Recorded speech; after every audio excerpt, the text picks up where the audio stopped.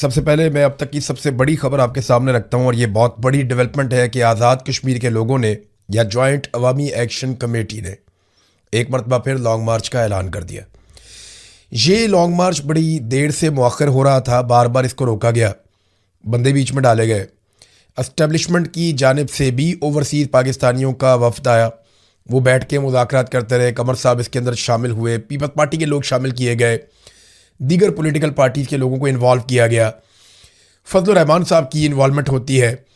पाकिस्तान तहरीक इंसाफ के लोग भी समझाते हैं कि इस मामले को तरीके से हैंडल किया जाए, लेकिन ये मामला बार बार बिगड़ता है। मैं आपको गुज़िश्ता कई दिनों से बता रहा था कि जॉइंट अवामी एक्शन कमेटी के पास वक्त बहुत कम है और अब उन्हें फ़ैसला करना पड़ेगा। या तो उन्हें एक लॉन्ग मार्च में जाना पड़ेगा, फौरी तौर पे एक बड़ी एहतजाजी हिकमत अमली बनानी पड़ेगी, या फिर उन्हें इलेक्शन का हिस्सा होना चाहिए। अब इन दोनों चीज़ों में से कोई एक चीज़ तो उन्हें करनी थी। मुज़ाकरात साथ साथ चल रहे थे, मुज़ाकरात के अंदर बार बार तात्तुल आ रहा था। कुछ चीज़ें तय हो गई थीं जॉइंट अवामी एक्शन कमेटी में और सियासी लोगों में, और जो लोग नुमाइंदे मुकर्रर किए गए थे एस्टेब्लिशमेंट की जानिब से उनके बीच में। लेकिन फिर जो सेक्टर कमांडर हैं उनके बारे में मुझे, क्योंकि मेरे पास जो सोर्स है वो जॉइंट अवामी एक्शन कमेटी का है, और उनका सोर्स ये दावा करता है कि सेक्टर कमांडर जो है ब्रिगेडियर फाइक, उनकी मुदाखलत के बाद ये मुज़ाकरात का अमल बिल्कुल ही रुक गया। पहले कुछ चीज़ें लिखी गई थी, वो चीज़ें भी बाद में नहीं हुई। वो कौन सी चीज़ें हैं जिनके ऊपर सारा मामला रुक गया, ये बीबीसी ने भी रिपोर्ट किया है। कुछ चीज़ें मेरे पास अपने सोर्सेज से हैं, मैं सारा आपके सामने रखता हूँ। नंबर एक तो ये चीज़ हुई कि जो कलअदम का ठप्पा लग गया जॉइंट अवामी एक्शन कमेटी के ऊपर, उन्होंने कहा जी ये तो फ़ौरन आप ख़त्म करें ना, हम कलअदम जमात नहीं है। तो इस पर उन्हें कहा गया जी अभी हम ख़त्म नहीं कर सकते, आप पहले धरने उठाएं, उसके बाद फिर हम देखेंगे कि हमने ख़त्म करना है या नहीं करना, और इसमें महीने भी लग सकते हैं। तो इस चीज़ पे मामला फंस गया। हालांकि पहले कहा गया था कि कलअदम का स्टेटस ख़त्म कर दिया जाएगा। फिर दूसरी जो उनका एक मुतालबा था कि जो मुकदमात जाली हमारे ऊपर दर्ज किए गए हैं दहशतगर्दी के, ये मुकदमात तो ख़त्म किए जाए। कत्ल, इक़दाम कत्ल, दहशतगर्दी क्या कुछ डाला हुआ है। तो उन्हें यह कहा गया नहीं, मुकदमात का तो आप अदालतों में सामना करेंगे, वहीं से आपको इंसाफ मिलेगा, हम नरमी इतनी कर देंगे कि आपको ज़मानतें करवाने का मौका दे देंगे। अब वो तो बेचारे पेशियों पे लग गए ना। तीसरा जो एक मुतालबा था कि जो लोग गिरफ्तार हुए हैं उन्हें रिहा किया जाए, तो इस पर भी कहा गया कि वो अदालती प्रोसेस से होंगे। आप अदालतों में जाएं, ज़मानतें अप्लाई करें, अपने वकील करें, कोशिश करें, तो आहिस्ता आहिस्ता आपके बंदे रिहा होना शुरू हो जाएंगे। तो इस पर भी नहीं माना गया। आखिरी दिन की मैं आपको सारी रूदात सुना रहा हूँ। अब इस मरतबा इसमें बिलावल को भी इन्वॉल्व किया गया। इसके अंदर जो सेक्टर कमांडर है वो खुद ज़ाती तौर पे इन्वॉल्व था, ब्रिगेडियर फाइक, हालांकि सरकारी मुलाजिम है। इसके अलावा और कुछ लोग भी जो सहूलतकार हैं मुज़ाकरात के लिए, जो ओवरसीज़ कमर साहब वगैरह, ये सारे भी बीच में थे। फिर जो जॉइंट अवामी एक्शन कमेटी है उनकी जानिब से उमर नज़ीर कश्मीरी और ख्वाजा महरान ये उसका हिस्सा थे। सरदार अमान के बारे में ये एतराज़ किया गया कि, और ये एस्टेब्लिशमेंट की जानिब से किया गया कि सरदार अमान को आप मुज़ाकरात में ना लेकर आए, तो नहीं लाए। उन्होंने बहुत सख्त बातें की हुई हैं। फिर उन्होंने कहा जी बंदे भी हमने नहीं छोड़ने, आपने बंदे छुड़ाने हैं तो अदालतों में जाएं, वहाँ से हो जाएगा। फिर एक मुतालबा था कि जी शोहदा के जो कातिल हैं उनके खिलाफ कोई, कब देखें ये लाशें हम कहाँ ले जाएं, 50 के आसपास शोहदा हैं, कुछ लोग कहते हैं 50 से भी ज़ायद हैं। 42 के नाम तो मैंने एक दिन पढ़ के सुनाए थे, और ये पुरानी बात है। तो उन्होंने कहा जी जो शोहदा के लवाहिकीन हैं वो अब सवाल पूछते हैं कि हम इनका खून किस पे डालें, तो ये मुकदमा तो आप दर्ज करें ना, जो लोग शहीद हुए आज़ाद कश्मीर के शहरी। तो उन्होंने कहा जी इस पर कोई मुकदमा नहीं होगा, हम किसी किस्म की जिम्मेदारी नहीं लेंगे, शोहदा को इंसाफ नहीं मिलेगा, ये भी उन्होंने साफ कह दिया। शौकत नवाज मीर साहब के हवाले से बात हुई तो उन्होंने कहा जी शौकत नवाज मीर साहब भी अदालत के जरिए पेश किए जाएंगे, वहीं से आप जमानत करवा लीजिएगा, ऐसे तो हम नहीं छोड़ेंगे, और वो पहले आप धरना ख़त्म करें, फिर शौकत नवाज मीर को छोड़ा जाएगा। अब ये वो चीज़ें हैं जहाँ मामला आके फंस गया और मुज़ाकरात जो है वो फारिग हो गए। तो फिर फैसला किया गया कि जनाब ये तो सारा ढोंग है, ये तो हमें मुज़ाकरात के अंदर फंसा के तो खुद इलेक्शन करवा रहे हैं। इलेक्शन का एक मरहला इनका कामयाब हो गया, दूसरे में जाएंगे, फिर तीसरे में जाएंगे, और ये इलेक्शन करवा के पूरी दुनिया को बता देंगे हमने तो इलेक्शन करवा दिया आज़ाद कश्मीर में, ये साफ़ और शफाफ इलेक्शन है, अब ये हुकूमत जाने और यहाँ के लोग जाने।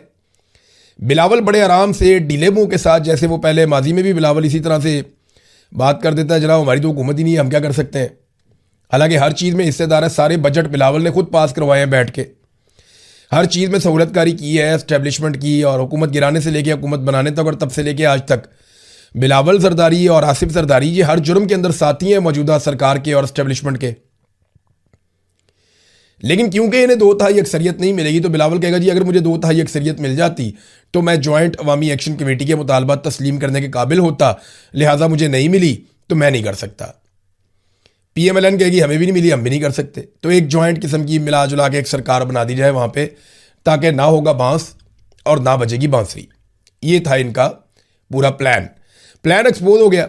जॉइंट अवामी एक्शन कमेटी ने बड़े सख्त मुतालबात सामने रख दिए कि जनाब बताएं आप अब क्या कहते हैं, और फिर वो मुतालबात नहीं माने गए। तो अब ऐलान हो गया है कि 26 तारीख को यानी आज के दिन मीरपुर से रावलाकोट तक लॉन्ग मार्च जाएगा। अब कल जो है वो इलेक्शन है। आज अगर मारधाड़ होती है, लड़ाई झगड़ा होता है, रुकावटें डाली जाती हैं, तो सुबह इलेक्शन कैसे होगा? फर्ज करें मीरपुर से हजारों लोग निकलकर जाना चाहते हैं रावलाकोट, तो उनको तो रोका जाएगा सिक्योरिटी फोर्सेस की जानिब से। फोर्सेस रोकेंगी तो प्रॉब्लम क्रिएट होगी। जब प्रॉब्लम क्रिएट होगी तो पूरी दुनिया में इमेज जाएगा कि जनाब यहां पे इलेक्शन हो रहा है, लड़ाई हो रही है, ये क्या हो रहा है। और अगर नहीं रोकेंगे तो बहुत बड़ी तादाद में लोग रावलाकोट में इकट्ठे हो जाएंगे और फिर मुजफ्फराबाद की तरफ बढ़ेंगे। तो सिक्योरिटी फोर्सेज तो सारी मीरपुर में लगाई हुई है। अब ये बहुत बड़ा पंगा पड़ गया है, क्योंकि जॉइंट अवामी एक्शन कमेटी के पास भी कोई और रास्ता बचा नहीं था। उनके पास ये आखिरी रास्ता था। अगर ये इलेक्शन हो जाते तो फिर उनके पास करने के लिए कुछ भी नहीं बचता। वो दीवार के साथ लगे हुए हैं। फिर तो उनकी दुर्गत बननी थी और उनको निशाने इबरत बनाया जाना था। बहरहाल अब उन्होंने कह दिया जनाब कि हम 26 तारीख को निकलेंगे मीरपुर से रावलाकोट और 27 जुलाई को निकलेंगे रावलाकोट से मुजफ्फराबाद। अब ये इस वक्त एस्टेब्लिशमेंट ने सोचना है कि इस मामले को हल कैसे करना है। कश्मीरियों में मुनसर है कि वो कितनी बड़ी तादाद में निकलते हैं। एक तो उन्होंने ये बता दिया कि जनाब हमें इलेक्शन में किसी किस्म की कोई दिलचस्पी नहीं है, और ये बात मैं आपको क्लियर कर दूं कि उन्होंने इलेक्शन लड़ना था। ये बात मई में तय हो गई थी। हुकूमत के साथ जब वो मुज़ाकरात कर रहे थे तो तय हो गया था कि ये तंजीम इलेक्शन में जाएगी, इलेक्शन लड़ेगी। लेकिन फिर जब हालात ख़राब हो गए, क्रैकडाउन शुरू हो गया, फोर्सेज आ गई, कलअदम करार दे दिया गया, बंदों के सरों पर इनाम रख दिए गए, तो फिर इलेक्शन वाला मामला कहीं निकल गया। वो बीच में अब है ही नहीं। लिहाजा अब ये इलेक्शन नहीं लड़ सकते और ना ये इलेक्शन लड़ने जा रहे हैं। तो इलेक्शन को रोकने के लिए वो कहते हैं हमें दिलचस्पी नहीं है, ये कोई इलेक्शन नहीं है, धोखा है, वो ये कहते हैं। और ये जॉइंट अवामी एक्शन कमेटी के लिए आखिरी मौका था, या कश्मीर के अवाम के लिए, कि वो निकल कर अपने हक के लिए आवाज़ उठाएं। लेकिन इसके बाद अगर मौका तो कभी भी आखिरी नहीं होता, लेकिन ये है कि फिर मामला लंबा हो जाएगा, लंबा लटक जाएगा। हो सकता है साल 2 साल 4 साल उनको लग जाए वापस पहले जैसी पोजीशन में आने में। ये एक ऐसा दिन और मौका था जहां पे वो अपनी आवाज़ पूरी दुनिया को सुना सकते थे, क्योंकि बैनुल-अक़वामी मुबस्सरीन भी आए हुए हैं और मीरपुर के अंदर मीडिया भी पहुंचा हुआ है। मीडिया वालों पे बड़ी सख्ती है। जो खासतौर पे आज़ाद कश्मीर का मीडिया है उनके ऊपर तो बहुत ज़्यादा सख्ती है। उनके तो मोबाइल फ़ोन चेक किए जाते हैं, उनकी फुटेजेस डिलीट करवाई जाती हैं, उन्हें जगह जगह पे रोका जाता है, उनकी प्रॉपर चेकिंग होती है। मीडिया को हरासा भी किया जाता है, खौफजदा किया जाता है कि खबर अगर हमारी मर्जी के खिलाफ दोगे तो फिर हम अपनी मर्जी करेंगे तुम्हारे साथ, या तो बंदे अगवा कर लेते हैं, गायब कर लेते हैं। तो ये आप देखिएगा कि जो लोग अभी आप देख रहे थे ना, कल तक दुबले हुए जा रहे थे भारतीय नौजवानों के दुख में और दर्द में, कि जनाब भारत की हुकूमत भारतीय नौजवानों पे कितना जुल्म कर रही है, कितना जबर कर रही है, कितनी जालिम और बदमाश हुकूमत है, ये बातें कर रहे थे बहुत सारे टाउट्स कल तक।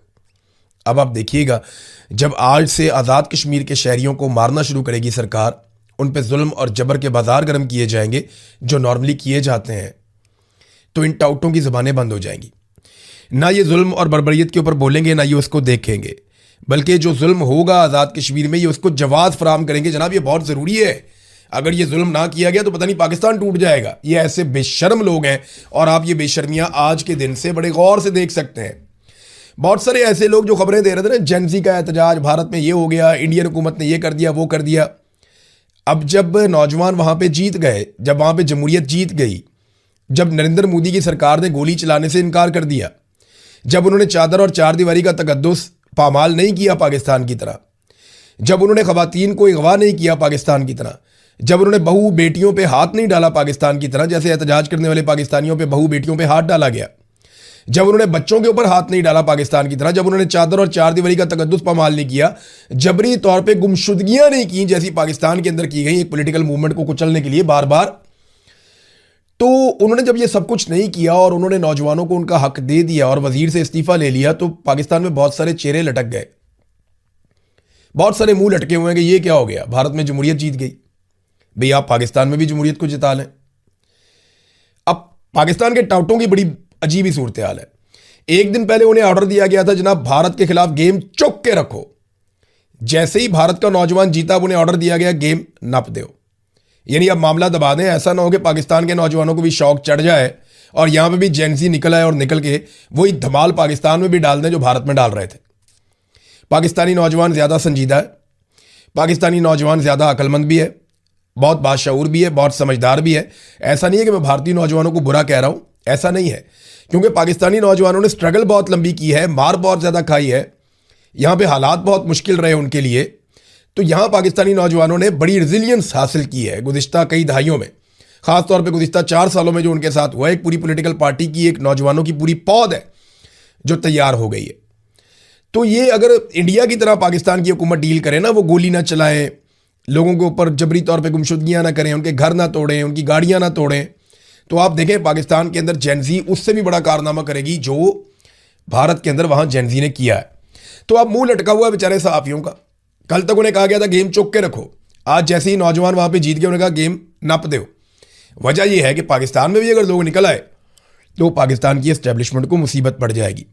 वैसे तो मुसीबत एक बहुत बड़ी पड़ने वाली है, हमारे सामने आकर खड़ी है, मैं आपके सामने रख भी देता हूं। इस वक्त पाकिस्तान एक बड़ी मुसीबत में फंसने वाला है, उसके इशारे आ रहे हैं और मैं आपको वक्त से पहले आगाह कर रहा हूं, आने वाले वक्त में ये चीजें आपको देखनी पड़ सकती हैं। नंबर 1 तो अमेरिका से पाकिस्तान ने $10 अरब मांग लिए, बिला वजह नहीं मांगे। ये पैसे अमेरिका दे भी देगा शायद पाकिस्तान को, लेकिन ये कौन सा पैसा होगा? ये उधार पैसा होगा और इस पैसे पे आपको टैक्स देना पड़ेगा, यानी आपको ये पैसा वापस चुकाना है। ये ऐसा नहीं है कि पाकिस्तान की गोद में डाल दिया, अमेरिका भूल गया, नहीं होगा। ये पैसा आपको अमेरिका को वापस देना पड़ेगा। एक एक पाकिस्तानी ये पैसा वापस चुकाएगा और पैसा वापस नहीं चुकाएगा तो फिर इसकी कीमत चुकाएगा। और ये पैसा देने के बाद वो भूल नहीं जाएंगे, वो आपसे काम करवाएंगे। काम आपसे वो क्या करवाएंगे ये आगे चल के आपको बताता हूं। एक तो अमेरिका से पैसा मांग लिया, सऊदी अरब से पैसा भी मांग लिया, तेल भी मांग लिया। कतर के साथ भी हम एक दिफाई मुआहदा करने जा रहे हैं। याद रखिए, जितने भी पाकिस्तान दिफाई मुआहदे कर रहा है, पाकिस्तान में काबीना को भी नहीं पता, पाकिस्तान के पार्लिमान को भी नहीं पता। पाकिस्तानी बिल्कुल नहीं जानते कि पाकिस्तान कौन कौन से मुआहदों में जा रहा है। डोनाल्ड ट्रंप के साथ पाकिस्तान ने कौन सी बातें तय की, हम नहीं जानते। हमने सऊदी अरब के साथ कौन सा दिफाई मुआहदा किया, उसमें क्या चीज़ें तय हुई, हम नहीं जानते। कतर के साथ हम क्या मुआहदा करने जा रहे हैं, हमें बिल्कुल आइडिया नहीं है कि क्या होगा। हौसियों को पाकिस्तान ने वार्निंग दी, ये भी अब आपके सामने है। और एकदम से पाकिस्तान में टाउट्स ईरान के खिलाफ होना शुरू हो गए, ये भी आप देखते जाइए। भी इसराइल खुद को इस जंग से अभी बाहर रख रहा है ताकि मुसलमान मुल्कों को ईरान से लड़ने में आसानी रहे, क्योंकि अगर इसराइल ईरान से लड़ेगा तो मुसलमान ममालिक ईरान के साथ नहीं लड़ेंगे, क्योंकि इसराइल के शाना बशाना लड़ना मुसलमान मुल्कों के लिए बहुत मुश्किल है। हाँ, अमेरिका के शाना बशाना माजी में भी लड़े, अभी भी लड़ सकते हैं। तो ये जो क्रेडिट रेटिंग भी पाकिस्तान की बेहतर दिखाई जा रही है ताकि पाकिस्तान को मजीद कर्जे वर्जे मिल जाए, हुकूमत आसानी में हो जाए। देखिए, इस हुकूमत के पास जो है ना, वो निज़ाम चलाने के लिए अब 2 रास्ते बचे हैं, क्योंकि मईशत तो चली नहीं, लोग तो पैसा बना नहीं रहे। पैसा बनाएंगे तो पैसा इकट्ठा होगा, टैक्स आएगा, हुकूमत चलेगी, गवर्नमेंट चलेगी, निज़ाम चलेगा। ये निज़ाम को चलाने में मुकम्मल तौर पर नाकाम हो गए हैं, मईशत नहीं चली। अब इनके पास 2 रास्ते बचे हैं। नंबर 1, ये सोचें कि कहां कहां से अवाम की जेब काटी जा सकती है, लेवी लगा के, बिजली की कीमत में, गैस की कीमत में महंगाई करके, कुछ भी करके, अजीबो गरीब किस्म के टैक्सेस लगा के अवाम की जेब कहां कहां से काटी जा सकती है। एक तो इनके सारी तवज्जो इस बात में, रोजाना की बुनियाद पर पेट्रोलियम मसनूआत की कीमतें बढ़ती हैं। मैं पाकिस्तानियों को मुबारकबाद पेश करता हूं कि गुज़िश्ता 1 हफ्ते में सिर्फ 1 मरतबा ऐसा हुआ कि पेट्रोलियम मसनूआत की कीमतें नहीं बढ़ी, और वो थी कल की रात। तो पाकिस्तानियों को मुबारकबाद कि कम से कम एक रात ऐसी थी कि जब पेट्रोलियम मसनूआत की कीमतें नहीं बढ़ाई गई, और आज के दिन में वही है जो कल के दिन में थी। तो एक तो इनके पास रास्ता यह है कि अवाम की जेबें काटें जैसे तैसे करके। दूसरा रास्ता यह है कि जितने हो सकें ये कर्जे हासिल करें। अवाम की जेबें काटेंगे तो अवाम की ताकत कम होती चली जाएगी और वो कमज़ोर होंगे, और जब कर्जे हासिल करेंगे तो अवाम और पाकिस्तान मजीद कमज़ोर होगा, क्योंकि ये कर्जे अवाम को ही वापस करने हैं और पाकिस्तान पे बोझ पड़ेगा। अब पाकिस्तान की जो खुद मुख्तारी है उसको ये गिरवी रखने जा रहे हैं इन कर्जों के लिए और इन सहूलियात के लिए जो अमेरिका से, सऊदी अरब से, गल्फ ममालिक से इनको मिल रही हैं। और ये बिल्कुल मुमकिन है कि आने वाले दिनों में पाकिस्तान को इस्तेमाल किया जाए इस खित्ते में होने वाली एक नई लड़ाई के सिलसिले में। क्योंकि देखें, हौसियों के पास भी हथियार हैं और वो अपने हथियार चला भी रहे हैं, वो नजर भी आ रहे हैं। बाब मंदब भी बंद है और आपने हुरमस के हालात भी कोई अच्छे नहीं है। और ईरान मुसीबत बना हुआ है अमेरिका के लिए और गल्फ ममालिक के लिए। और पाकिस्तान के ऊपर अनायतें और नवाजिशें बिला वजह नहीं हो सकती। पाकिस्तान को घसीट के इस लड़ाई में लाने की कोशिश की जाएगी। और जो पाकिस्तान की खुद मुख्तारी है वो पाकिस्तान के हुक्मरान हमेशा गिरवी रखते चले आए हैं। और आज भी ऐसा लगता है कि पाकिस्तान पैसे के बदले में ये अजीबोगरीब लड़ाई अपने गले डाल लेगा। इससे पहले भी हमारे जर्नैलों ने थोड़े थोड़े पैसों के लिए ऐसी लड़ाइयां अपने गले में डाल ली जिन लड़ाइयों से पाकिस्तान को 100 अरब डॉलर तक का नुकसान हुआ। ये जिहाद हमने अपने गले में डाला, हमारी तरक्की रुक गई। दोबारा हमने अमेरिका की जंग अपने गले में डाली, हमारी पूरी की पूरी मईशत बर्बाद हो गई। हम सबसे ज्यादा इफेक्ट हुए थे, बर्बाद हो गया पूरा हमारा इंफ्रास्ट्रक्चर, हमारा स्ट्रक्चर पूरा तबाह हो गया, सोसाइटी पूरी बर्बाद हो गई। लेकिन मिला पाकिस्तान को क्या? चंद कोड़ियां। बहुत थोड़ा पैसा मिलता है, बहुत ज्यादा कुर्बानी देनी पड़ती है। एक मरतबा फिर पाकिस्तान उस रास्ते पे चल रहा है, मैं आपको वक्त से पहले बता रहा हूं। और एक आखिरी चीज मैं आपको जाते जाते बताऊं, बहुत सारे लोगों के पेट में मरोड़ उठते हैं और वो बात बात ये बात करते रहते हैं कि जनाब मौरूसी सियासत, मौरूसी सियासत। मैं इन बेशर्मों को बताना चाहता हूं कि मौरूसी सियासत होती क्या है।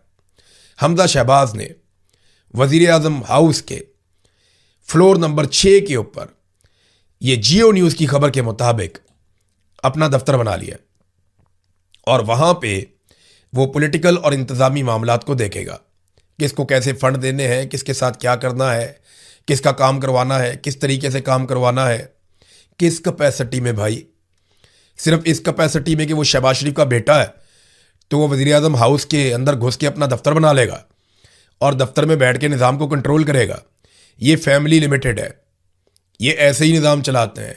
और इनको हमारे ऊपर इस मरतबा मुसल्लत किया फील्ड मार्शल हाफिज सैयद आसिम मुनीर साहब ने। और पूरी कौम इसकी कीमत चुका रही है, हर फील्ड में चुका रही है, चाहे वो मईशत, चाहे दहशतगर्दी। देखिए अब मैं आपको छोटी सी मिसाल देता हूं। इंडिया में 22 लाख नौजवानों ने इम्तिहान दिया और 22 लाख लोगों का इम्तिहान चोरी हो गया। देखें क्या हाल किया उन्होंने, खा गए वजीर को भी, वजीर आजम को दीवार से लगा दिया, पूरा निज़ाम परेशान हो गया। इधर पाकिस्तान में 25 करोड़ लोगों का इलेक्शन चोरी कर दिया, पूरे पाकिस्तान ने वोट दिए, वहां पे एक छोटा सा इम्तिहान चोरी हुआ, देखें क्या हुआ इधर। और वो हर साल होता है, यहां 5 साल के बाद एक इलेक्शन होता है। 25 करोड़ लोग हैं, उनका इलेक्शन चोरी हो गया और कोई जवाब देने को तैयार नहीं है। जब तक आप इनसे जवाब नहीं मांगेंगे ना, तब तक मुल्क आगे नहीं बढ़ेगा। और मुल्क अब आगे बढ़ना होगा मुल्क को। वजह यह है कि सबके पास रास्ते खत्म हो रहे हैं। अब अगर सुहेल अफरीदी और उनके साथी हकीकी अपोजिशन नहीं करते तो तैयारी करें, वो भी अब तारीख के अंदर सिर्फ उनका नाम लिखा जाएगा कि एक साबिक वज़ीर आला हुआ करता था। लोग उन्हें याद नहीं रखेंगे, लोग उन्हीं को याद रखते हैं जो हक के साथ खड़े होते हैं और उसके लिए कीमत चुकाने से भी नहीं डरते। अब तक के लिए इतनी, अपना ख्याल रखिएगा, अपने इस चैनल का भी